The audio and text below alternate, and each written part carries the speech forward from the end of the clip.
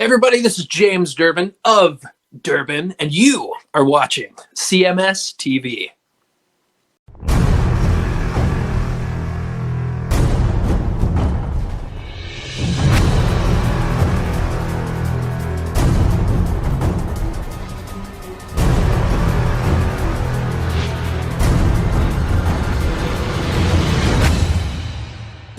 From the Point Break soundtrack, that is Rat with Nobody Rides for Free. That one going up by request to the Mississippi truck driver checking in. We also heard something from Jesus Jones, God in Louisiana. That one goes out to Chad Moore. And we heard AC/DC with Walk All Over You. I guess that's it. Yeah. Hey, welcome back, YouTube people. Oh, we're back? We're back now. They let us back even new after. Segment. Oh, I see. New segment. New chance to get banned again. Mm-hmm. This is such a dumb game that we have to play with this fucking YouTube. It is unbelievable to me. Yeah. It's just so, everything is so sensitive with YouTube, with the words.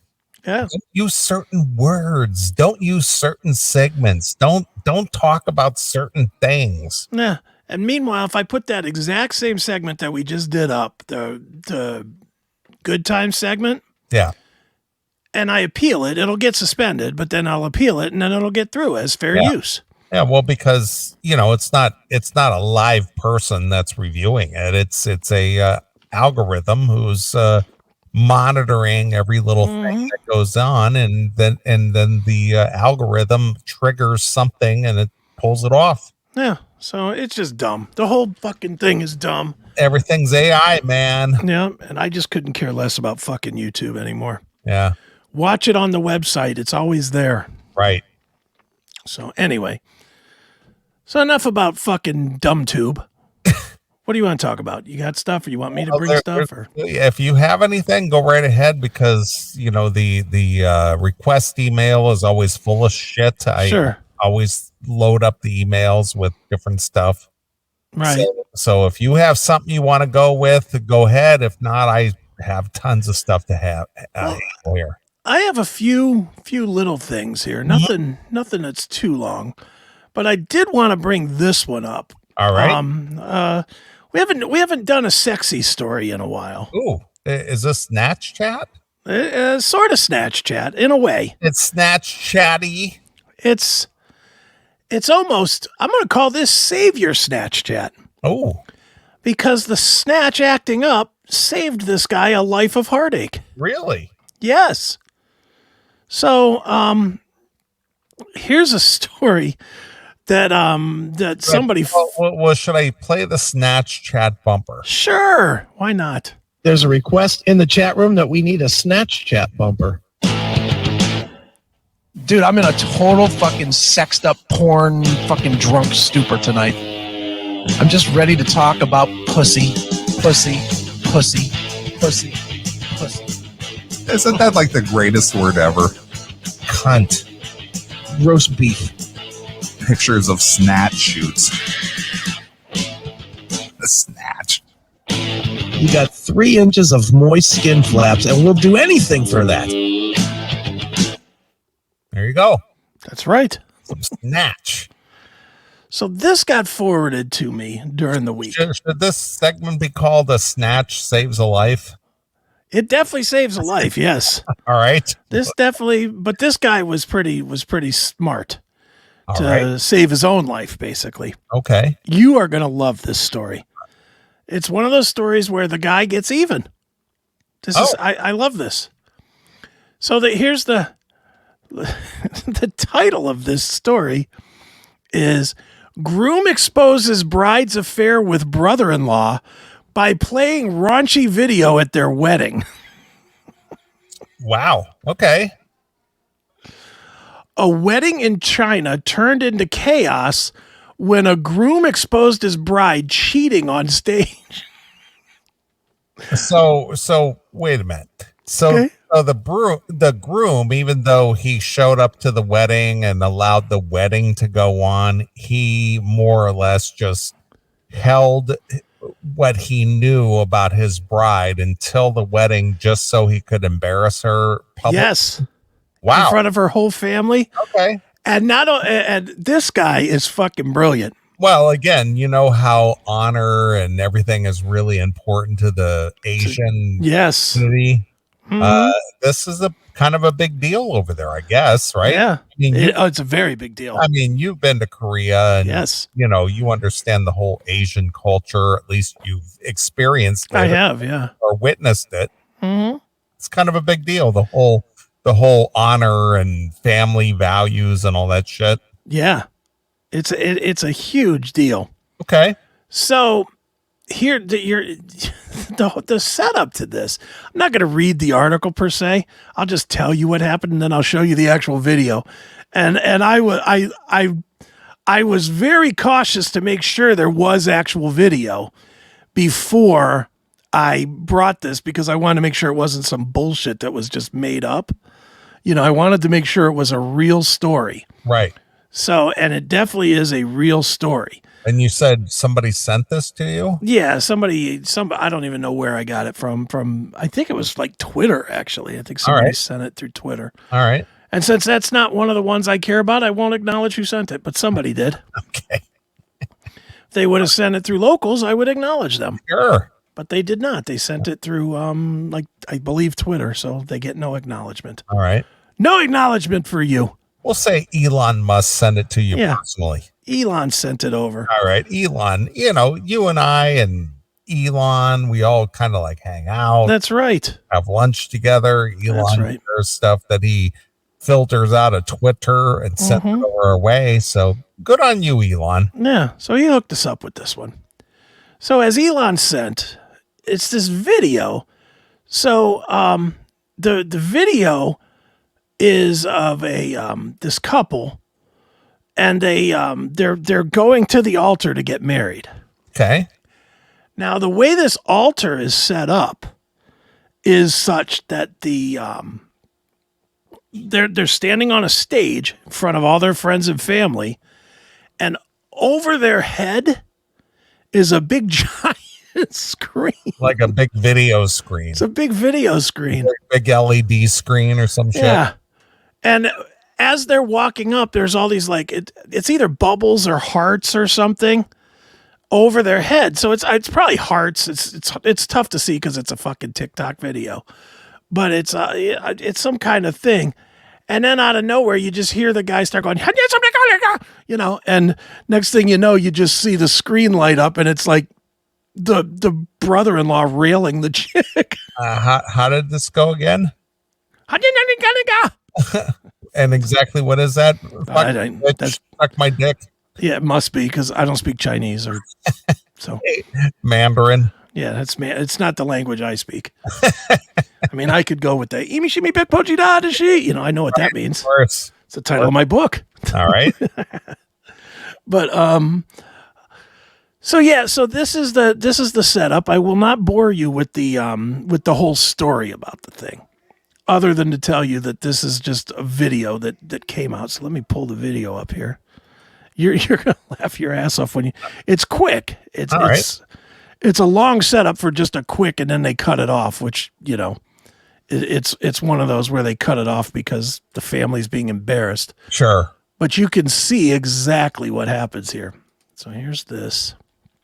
Let me blow this up. Oh, here we go.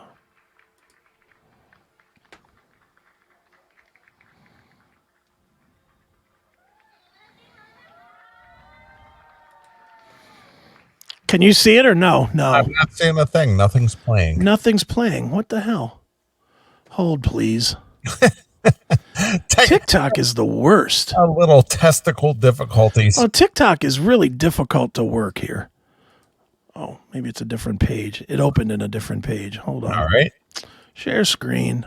Cheating bride. Here we go. So here's the cheating bride. All right. Here we go. Here we go. That's better. That's about the best we're going to see of it. But the groom played a video of his wife cheating on him with his pregnant sister's husband in front of everybody. In front of everybody. All right. So here they are coming up to the stage. Watch this. Hey, Got the bride music playing, groom.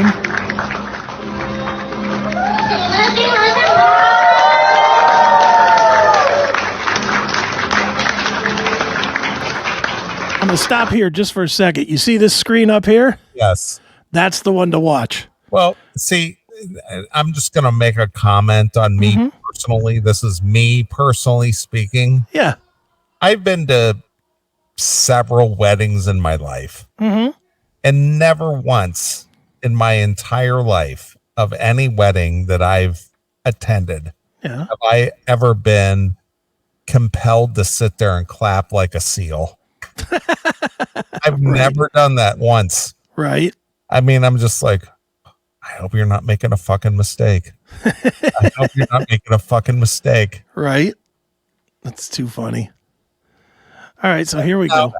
Well, let me ask you, Chris. You've been to a few weddings, I'm sure, in your life. Oh yeah, plenty. Have you gone? I will admit to I've done the obligatory when everybody else is clapping. Oh yeah. Did you do it out of sincere joy? No, absolutely not. Because everybody else was doing it. Oh, just because everybody else was doing it. Because you know my stance on weddings. I know that they're all going to end up in divorces, so I don't want to see any of my friends. Did you always have that stance? Yeah. Even I knew it. I mean, I was unhappy in my own wedding, in my own marriage. okay. Yeah, I would go to wedding. I would definitely go. I've always kind of stood there, kind of stoic, and I've watched everybody else going. I'll give it to you. Yeah, hey, good for you. Fan-fucking-tastic. Right. I gotta be honest. I've been cynical ever since I was a very young person. I literally, and I ain't even making it up. I'll be at a wedding, and I'll be like, can't wait till the party after you dump her. Well, I'm gonna tell you a personal story here. Sure. I'm gonna be very honest and very personal here. Mm-hmm. When my sister, the one that you know, was getting married, I was a groomsman in that wedding. Okay. And I was at the wedding, and this is a very rare occurrence for me. Mm-hmm. I literally cried at this wedding because I knew it was a big mistake. That sucks. I know. And my sister, I danced with her because it was the dance with the bride thing. Yeah. And I literally cried. Did you lean in and go, you can still get out of it? No, this was during the reception. Yeah. And recently, actually, within the last few months, my sister and I were actually talking, and she goes, I remembered you cried at my wedding. Yeah. And she goes, what was that all about? And I said, because I knew you were making a mistake. And I told her that because that's truly what I thought. Sure. And it was a very heart-wrenching day to be there to see this, and I was holy fuck, this is just like a bad deal here. Yeah, and you just know. I mean, sometimes you just know. Yeah. And if you are really close, if you're really close to the people getting married, or one side of the people, or both, you just know that it's all horseshit. Mm-hmm. That's the saddest part, you know. I'm glad John and Stephanie are still together and that they're making it work, and they really have settled their shit down. But I'll tell you, the night before their wedding, up until, I mean, it was a disaster. It was a straight up disaster. It was crying in the driveway. It was it was dealing with Stephanie's crazy cousin, uncle, something that I had to, everybody was too drunk to drive him home, and I had to drive him fucking all the way out to like Avon Lake or something and he had to get out to piss at some point, and he just disappeared at 1 a.m, and we're running around in a neighborhood looking for this fucking guy. I mean, it was such a goddamn train wreck that if it was my own wedding, I would have been like, nope, not doing it. Right. I would have come home and said, sorry, this is off. Yeah. And the thing is, with my sister's wedding, there was no alcohol involved with any of this. So this was just heartfelt. Like, Sure. my little sister is making a huge mistake. Yeah. Well, my one really, really close friend, and I'll tell you who, but I'm not gonna throw him under the bus here on the show. But one of my very, very closest close friends, he asked me to be his best man, and I told him no. And he asked me why. I said, because there's no fucking chance this wedding is going to fucking last. Yeah, and you're just like, I'm not endorsing this by being the best man, right? Yeah, and I told him that, and man, it put the hugest wedge between us. It does. I still went to the wedding, which was, awful because dealing with his cunt wife. Woo. But I went to it, and and he was mad at me the whole time. He I shook his hand. He's like, "Hey, I'm sure shaking my hand, but you don't fucking mean it." Whatever. That's what he said to me. He's like, "I know you're shaking my hand, but you don't fucking mean it." And he's like, Are you gonna give my bride a hug?" And I was like, No, I'm not. I'm sticking to my guns. Yeah, and sure enough, they were married, I think, 7 years and got divorced, and all 7 were awful. Right. It was like 1/3 of my marriage. It was the same exact thing. He married somebody that just didn't work for him, and it was still miserable. And he's still miserable about this bitch. He's been away from her 20 fucking years or so, and he's still, just because they have a kid together, it just leaves her the fucking opening to stab him in the fucking heart. And he doesn't just blow it off. He holds it. He's one of those guys. Right.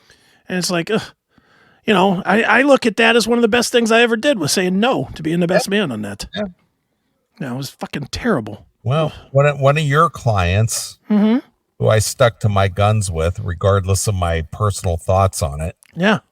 I still don't regret my stance. Yeah, dude, never.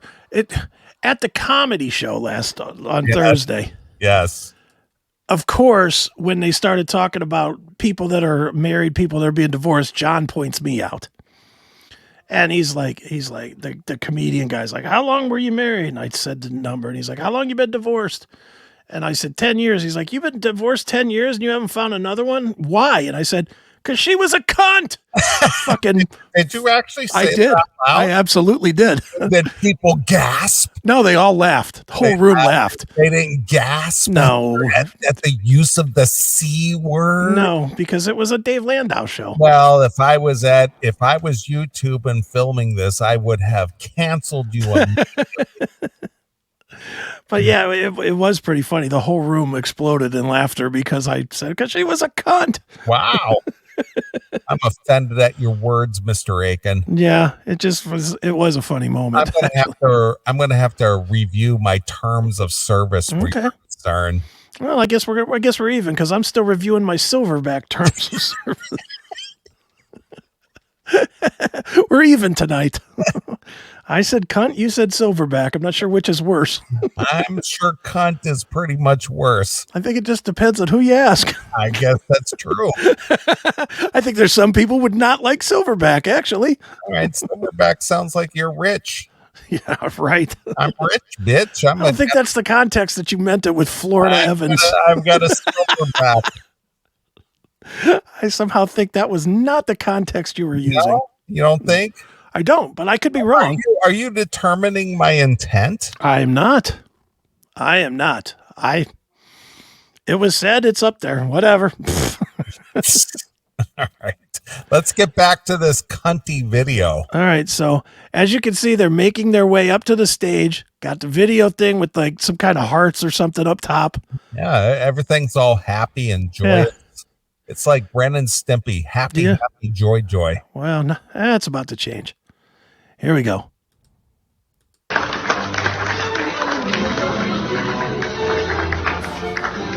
各位亲家朋友，今天是我人张大哥的公子团幸福的好日子，大家拍不拍不？天气热，平常这件事，男的帅，女的好看，大家说对不对？别说是对不对？有没有大声？对不对？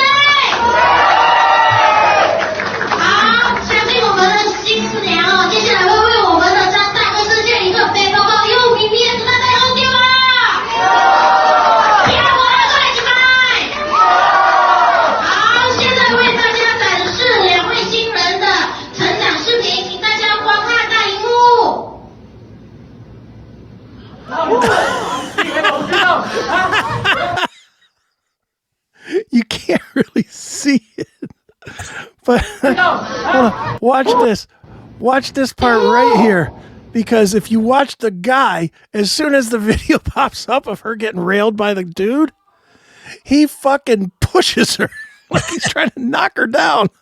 Who was doing all the announcing? Was that like somebody off camera? Yeah, it's somebody off camera. Oh, that wasn't the bride doing that? No, it's somebody off camera that's probably reading. I mean, because we don't speak the language, Right. it's probably these are the words that they wanted spoken or so. And it sounds like they're trying to say, who's here on the bride's side? Right. Who's here on the guy's side? Could you imagine being married to somebody who just rattles on like that? Oh, no. Holy shit. No. But this is funny. This guy just tries to push her off the stage. Yeah, he just gives her a shove. Yeah, just gives her a push. Here it is. Watch this one more time.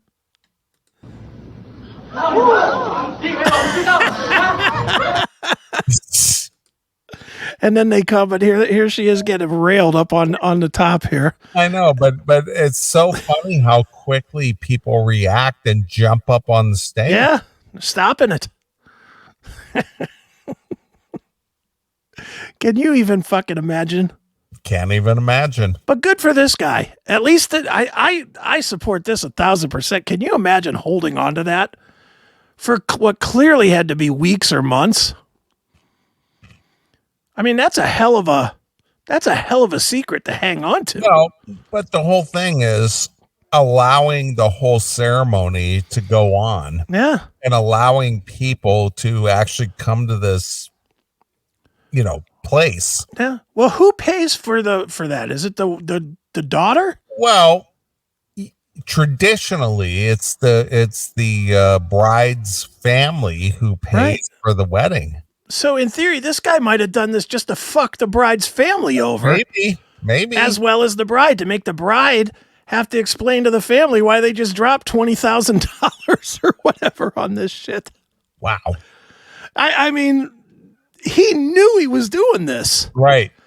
There has to be a reason, and one of the big ones would be who's paying for all this. And the whole thing is how did he manage to drop the video into this whole That's stuff? another question. Unless it's one of his guys that's running it. I guess. Could have been, hey, I'll get my friend Kim over here to do it. Kim Chi. My friend Kim Chi over here, he'll run the video for the show. Right. He's skilled at this. Yeah, he'll splice in your video into the planned wedding video. Yeah. But I love this story. Just because not only did this guy avoid a lifetime of paying her, because he'd have been married to her. I mean, he'd have been married to her 5 years and then got divorced, and that would have been that. And he'd be paying her for the next 10 years. Instead, he pays her nothing, screws her family over of however much it was to book this room. I'm not thinking this room was cheap, and he walks away clean. Yeah. And he gets viral on TikTok. Well, that's important. That's the biggest part of it, is he's got a viral video now. Sure. Anyway, that's all I wanted to share with that story. I love that story. Just made me happy to see that. So anyway, so that's that guy. Well, that's the time to bring that kind of stuff to light. Mm-hmm. Exactly.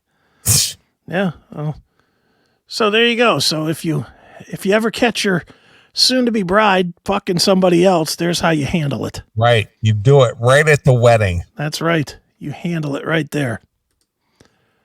All right. Let's see. I have another sexy story, since we're staying in the sexy story range. All right. This one I probably will read some of. American woman reveals how she left her teaching job to be a porn star. Oh, was she hot? She's okay. All right. She's definitely okay. Yeah, I know you're more of a connoisseur of porn than I am. So, Yeah. You certainly have a meter as to whether she's worthy or not. She's a Pornhub 7. Okay. I would say. This is going to sound almost sacrilegious coming out of my mouth, but I think her tits are a little too big. Really? I'm Now that's surprising. I'm gonna be surprised. I mean, she has 2 issues with her, and I'll put her up on here on this the screen. Wow. Not only is it enough for one issue, it's No, she has 2 legitimate issues here. One, I think the tits are too big for the body, all right. and 2, even though she's a real person, she looks like a fuck doll. She absolutely looks like a plastic sex doll. Here she is.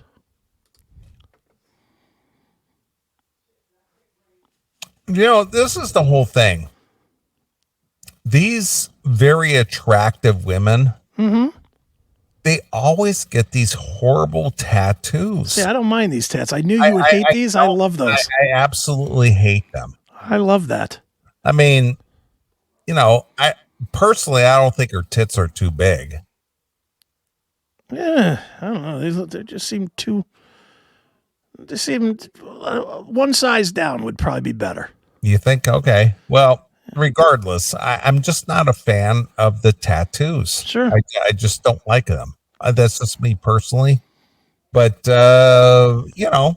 she seems to be a very attractive gal with a pretty rockin' figure, well built. Bush no good.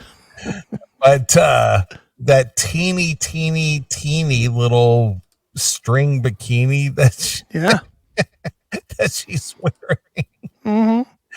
I'm not sure what that's all about, but regardless of that, I'm not going to complain. She's a good looking girl. I just see that and think it's like a paint by numbers. You just fill it in with white paint. Okay. I'm okay with that. All right. Lethal weapons. I'm going to say that her right is a little bit different than her left, obviously. Yeah. Mm-hmm. I don't like any tattoos there, Norm.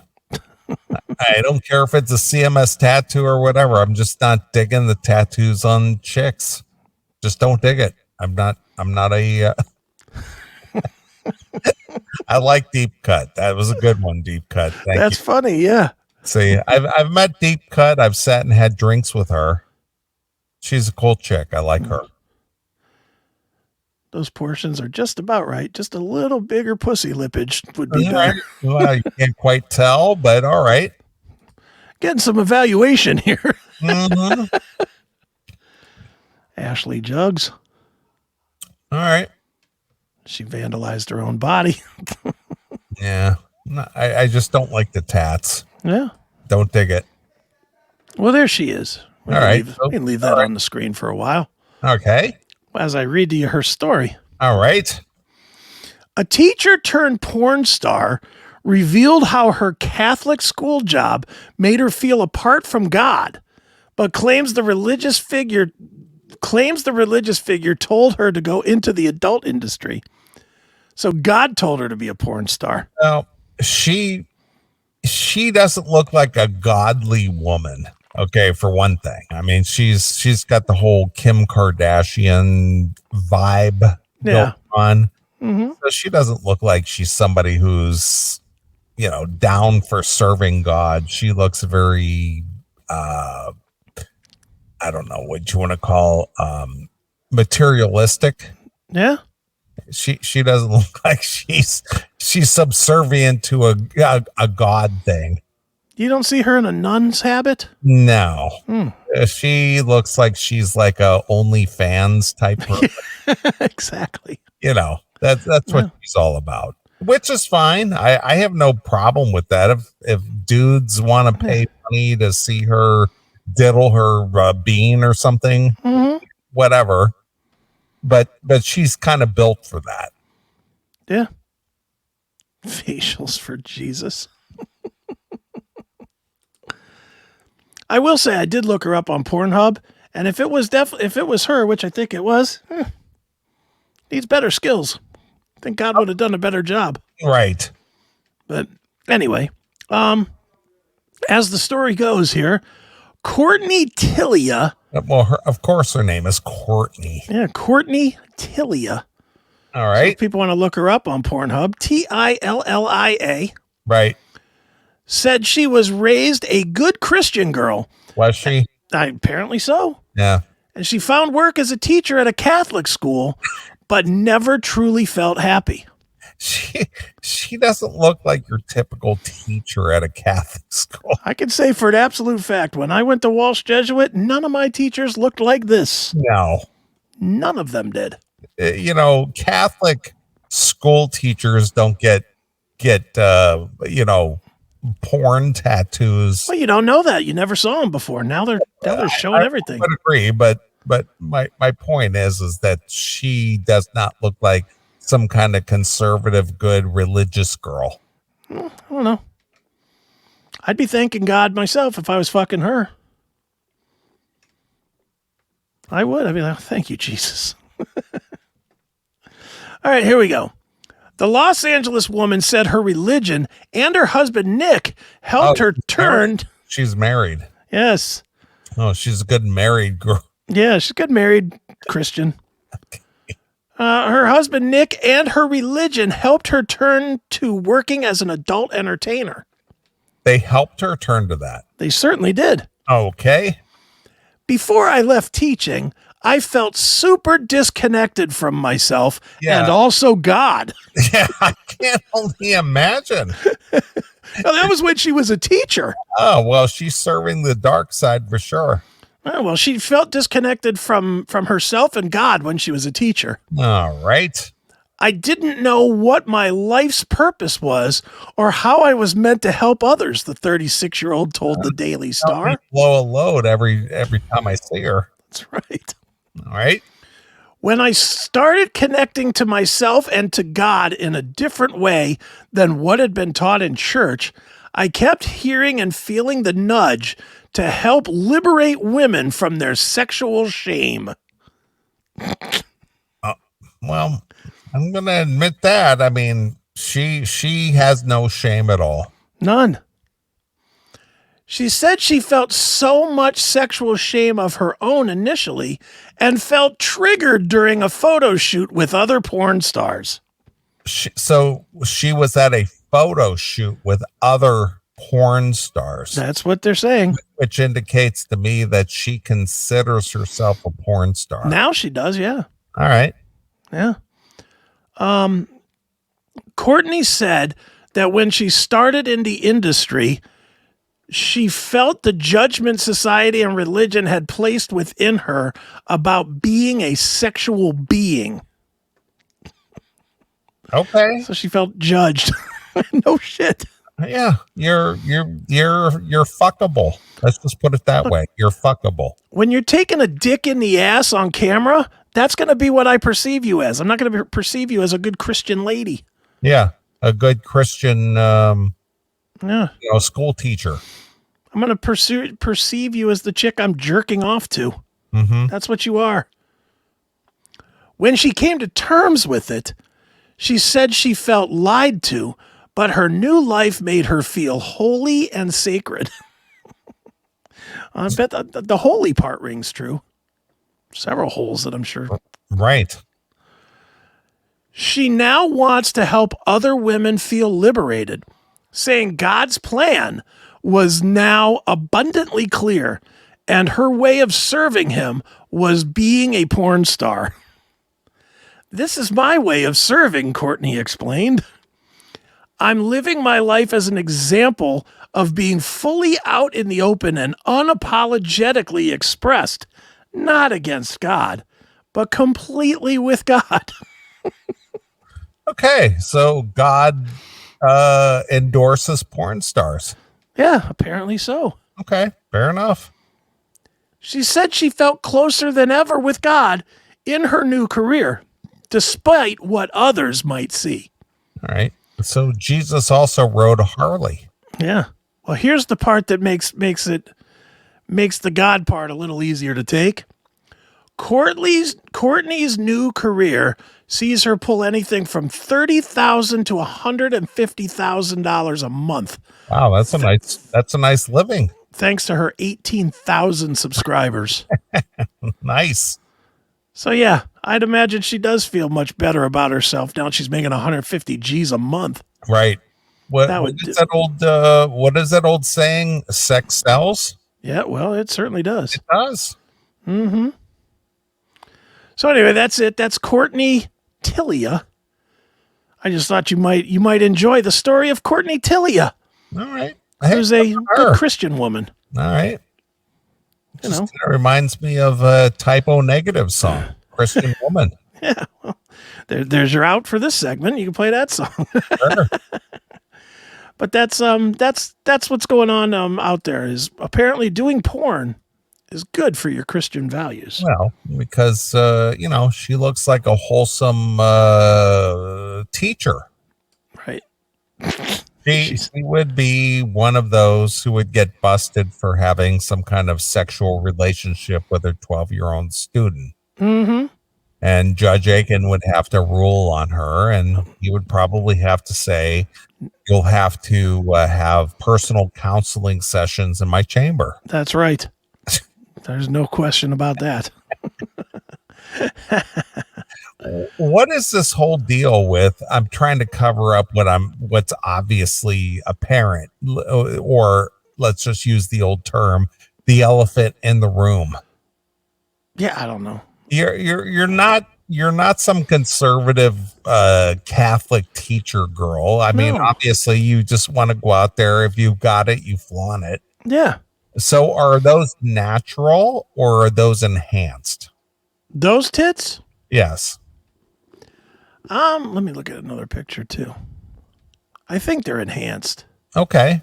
So as a good Christian woman, she elected to have enhanced surgery.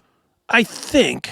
I mean, it's not very clear. God didn't send me a message declaring if they are or not, but just from, I'll put up another photo of Miss Tilia here, and we can get a little better look at the definition, and you tell me if they're fakes or reals. All right, let's kill that one, and then we'll go to 5B. Share screen. 5B. Yeah.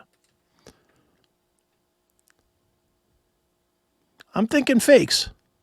Are you? I think so. They're a little too defined here. Right around here. A little too much definition. For big floppers like that, they're not very floppy. Okay. So I'm thinking that they're enhanced. And plus, look at her teeth. She got her teeth done too. So yeah, of course. I mean, God led her to have her teeth straightened and whitened. Yeah. And then, of course, she has the bad tattoo on the forearm. Mm-hmm. But she's got the fake eyebrows and everything. She's not opposed to a little bit of touch-up work. Right.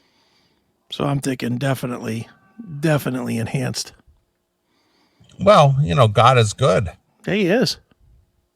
Very good at some point. I wish she would have been my teacher. Sure.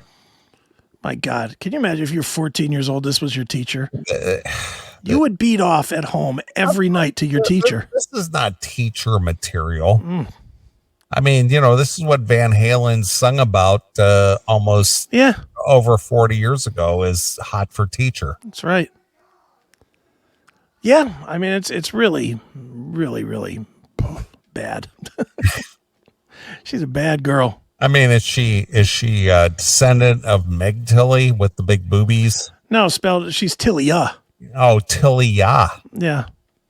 Almost like that fucking whale that fucking killed the trainer at SeaWorld. Right. Wasn't that Tilia? I believe so. I think. Yep. Now she looks better than the whale. Hopefully she doesn't become a whale in her later years. She will. All right. So there you go. So she's out there.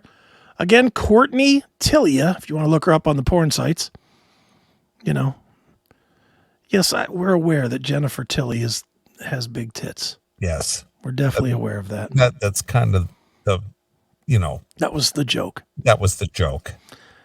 Maybe from now on, so the chat room gets it, we have to go, but every time. Here's the joke, folks. Yeah. I'm making a connection between her and Meg Tilly, Yeah. who also has large mammaries. That's right. Ba-dum. See there, we'll just make that in there. Hey, tell a joke, Neely. We'll try it. So a horse walks into a bar and orders a drink, and the bartender says, "Why the long face?" We'll do that every time. Make it a little more clear. Right. This show tonight, what is going on? Fucking goofball show. Because we've allowed the fans to interject their thoughts. Yeah, what a goofy show this has been today. And it's just the fact that the fans suck when it comes to timing and joking and material. And I'm going to give just an ounce of fairness here. Yes. They do hear it on a little bit of a delay. Yes. From me and you, so the jokes do all seem to come way late. Yes. So if it's a minute of delay plus another minute while it calculates through their fucking whiskey-soaked brains and gets to the screen, it does seem like it was 3.5 minutes ago. Sure. But anyway. Well, that's okay. It is what it is. Right. Whatever. I don't care. Anyway. This is what happens when we try to cater to the fans. Yeah, this is the show you guys want. Right. We're catering to the chat room. So We're talking to you. We're reacting to you. We're picking up where you want us to comment, and this is what you get. Yeah, enjoy it. Yeah. Fantastic. Instead of just like free form stream of consciousness, as Michael Butler would say. That's right. This is what you get. Yeah. Yeah, absolutely correct. Shelly in the chat room, you're hanging in the wrong room. It's all fun in the locals chat. Agree. Exactly. Locals chat better than the YouTube chat. I agree with that. Right. Besides, pay that 5 shekels a month to actually hang out with us. Yeah. This costs you, man. Yeah, that gets rid of the riffraff. Exactly. All right, let's do one more quick one. We'll do a music one. Mm-hmm. We haven't done a music one. Let me open this up real quick. All right. Okay, this to me is not a shocking story, but it was released this week as a, I guess as a shocker. Ozzy Osbourne allegedly faked a live album. What? I know, stunning, right? I mean, this has been going on since the 70s or even maybe the 60s, where they sweeten the album with crowd noise and, they record a record. I mean, Guns N' Roses has done it. Kiss has done it. Kiss Alive from 1970, 74? Yeah. So this is nothing new. This is 50 years old in the making. So, well, it's a shocker. It's a stunner. Really? As I said, Ozzy Osbourne allegedly faked it. The legendary Ozzy Osbourne released the live album Speak of the Devil in 1982.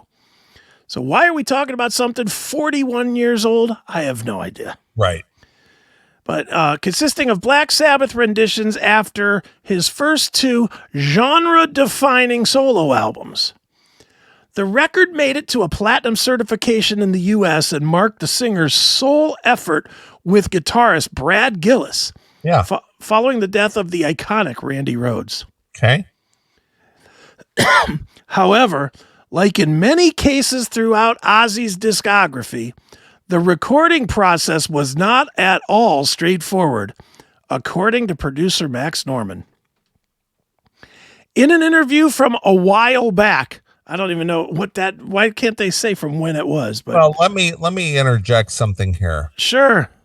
3 years ago, when I was at NAMM, yes, I got Max Norman on video, which I sent to you. Yes, to talk to you personally. I had a discussion with Max Norman personally. Max Norman and I are like just total buds now because I introduced myself to him. Yeah. But yes, I've had the pleasure of meeting Max Norman due to our association with our good friend Bob Nalbandian. Sure. But yes, it was a very monumental occasion for me to meet Max Norman and speak with him and get him on video, which I sent to you. Yeah, absolutely. And when I spoke with Brad Gillis last year, Right. I asked him about playing with Ozzy, and he said it was a wonderful time. Okay. Oh, there you go.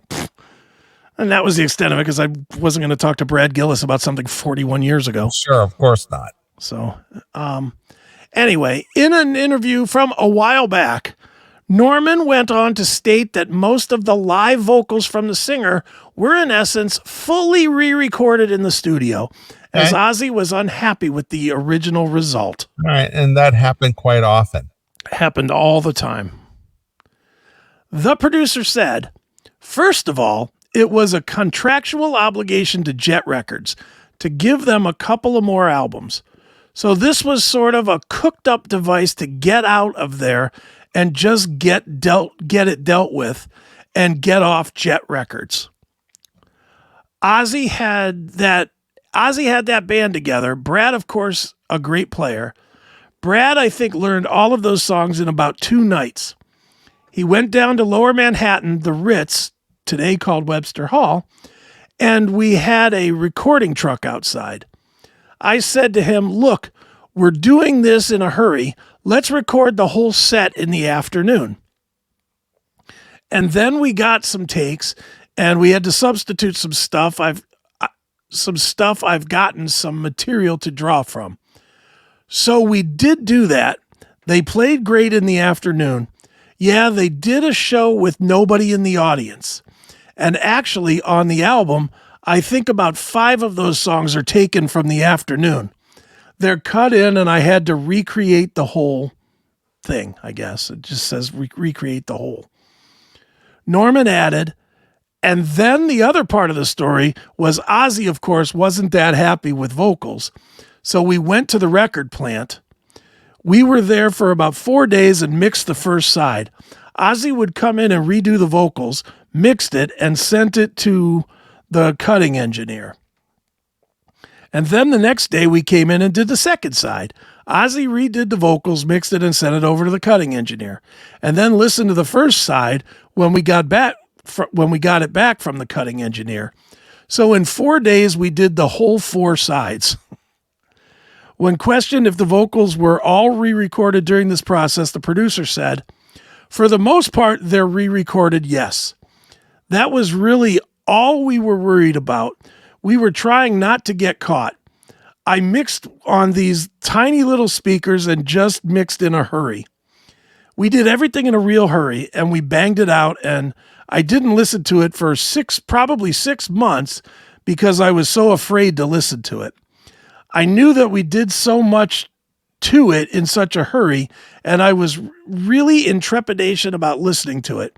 And then finally I did listen to it and went, oh yeah, this doesn't sound bad. That's it. But so big news, right? Ozzy cheated a live album out? Well, the thing is that it's been done so many times over the years.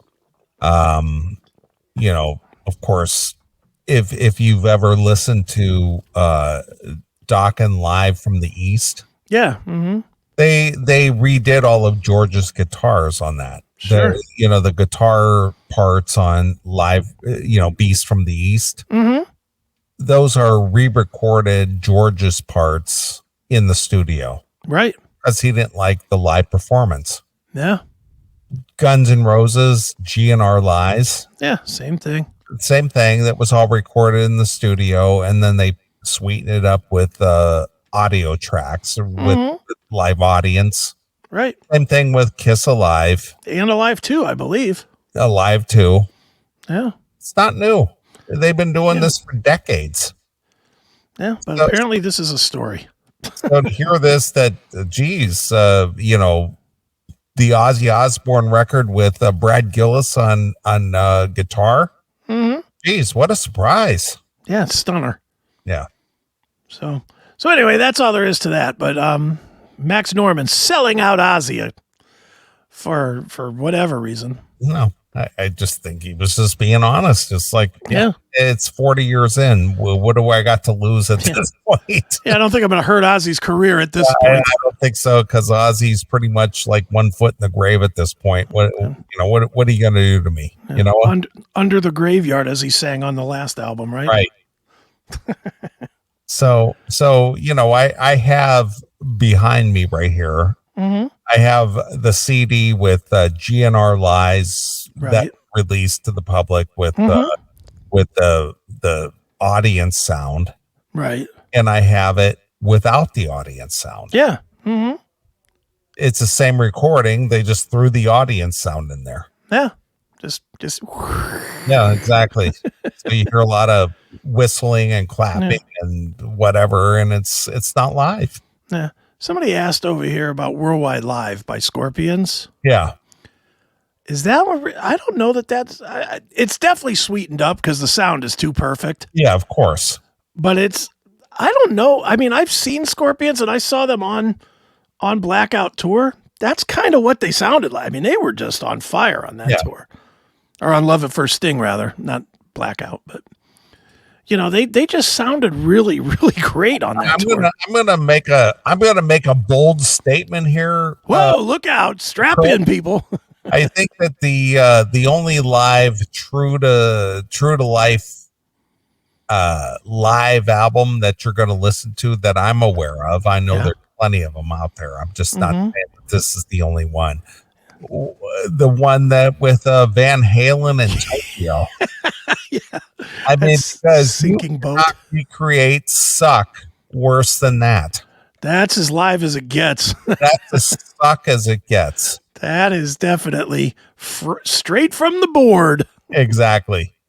That one's awful. It is bad. Oh, boy. And that is an example of what you get if you actually go with a live board recording. Mm-hmm. Because live, from a board standpoint, from an audience standpoint, there's a lot of noise and there's a lot of distractions going on. So you're not going to notice a lot of this stuff. Yeah. But if you listen to it as raw as it is coming through the board, it's not that good. You know what's the worst? When a band does doctor it up real bad, it still sucks. And I'll point to Poison, Swallow This Live. Okay. That's a bad record.